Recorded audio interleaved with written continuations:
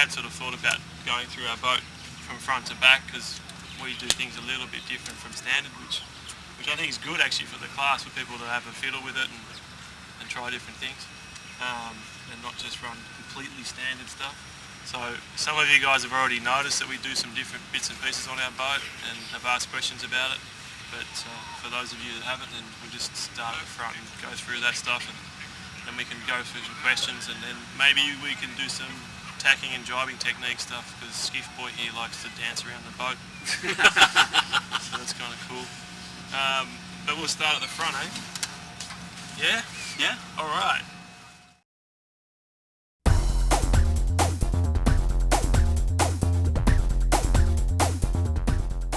We don't really do much different out the front here. Probably one thing which most of you guys will have seen, which is really good for getting rid of your Spinnaker sheets, is this little one here. So we have on the clue a small rope with a ring on it, and that's the first one that the Spinnaker retrieval goes through. So it comes out of the sock, through this ring, and then up through the Jenica. What that does is it makes sure that when you stuff the Jenica in, it pulls most of your kite sheet into the sock. So then you don't end up with a heap of kite sheet flopping around in the water and getting tangled up. Now if you watch, if Fergie just snuff the thing. Go man! So the clue actually gets taken down the back of the sock. And then the Jenica is not, it's probably a little bit too long, this one, I only made it the other day.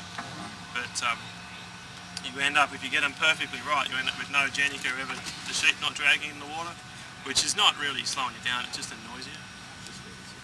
So it's really easy to do, you just make up a short stroke with a ring on it, flick it onto the clue, and just make sure you go through it first when you come out of the sock, and then you're done. You can't really mess it up too much. We do some cool stuff which most people don't really see on the tack line. The tack line's kind of cool because it moves and it allows you to free a lot of things up that you'd want to have freed up, and also when you stuff the thing away you can use it to tidy stuff up.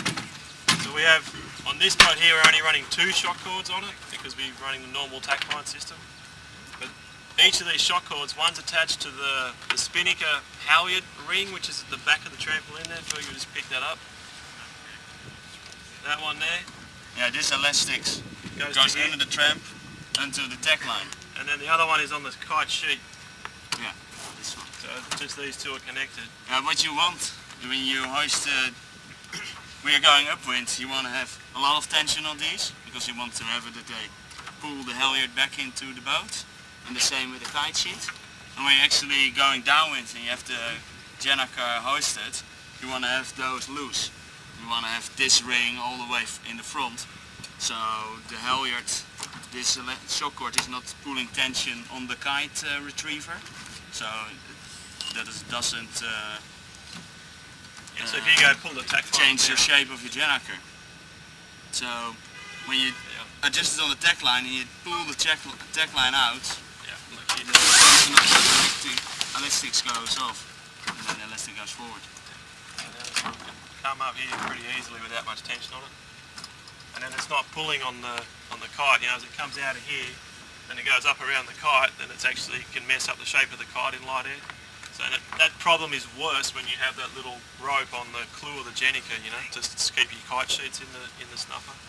So that's why we do that one. And also the kite sheet, you know, it's not a really critical one, the kite sheet, but it's nice to know where it's going to be when you're hoisting. So if you know it's always going to be somewhere around there because you've got a shock cord on it, then it's better to have it there. So they're good. The other one we also do on our boat in Europe is we get a little bit tricky because Fergie and all crews get sick of the skipper sitting on the tack line when you're trying to drop the Jenica, yeah? Mine does too. Yeah, I don't know what that's about. Yeah. I'm quite comfortable sitting on it.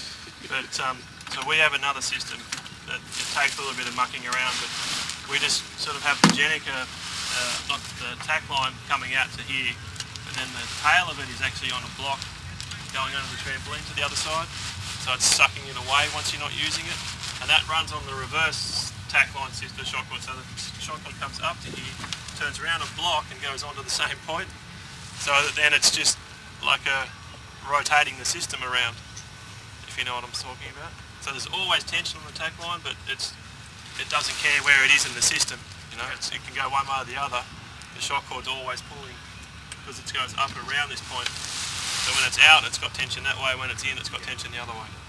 So it's a hard one to conceptualise, and it takes a little bit of mucking around, but it means that you never have the tack line under the skipper's arse, because the tack line then just lives on the, normally you have the little block here, and it just goes from here under the trampet to the backside, and it works really well.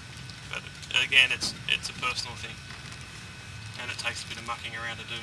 Yeah, all those things doesn't make the boat any faster. It's just if you like it or not. Just we sail happy. Yeah, it makes you happy. Well, we sail a lot of days on those boats, and you want to have it all right. Just to get me out of the safe text. I noticed your spin hoisting point is a lot lower than the standard, and that's a special feature only on this boat. But you know, on the AHPC boats, they're up higher. Yeah. And we thought of raising ours up to have it. Yeah, so it's more in the line of pull if you're standing. Right. What is the reason to have it lower? You'll have to ask Guy. Yeah, Guy put it there. Yeah, Guy, tell us, man. Because You'll have to ask the missus. Debbie won't stand up when she's hoisting. Debbie doesn't especially want to stand up while she's hoisting. No, I kept pulling it out of there.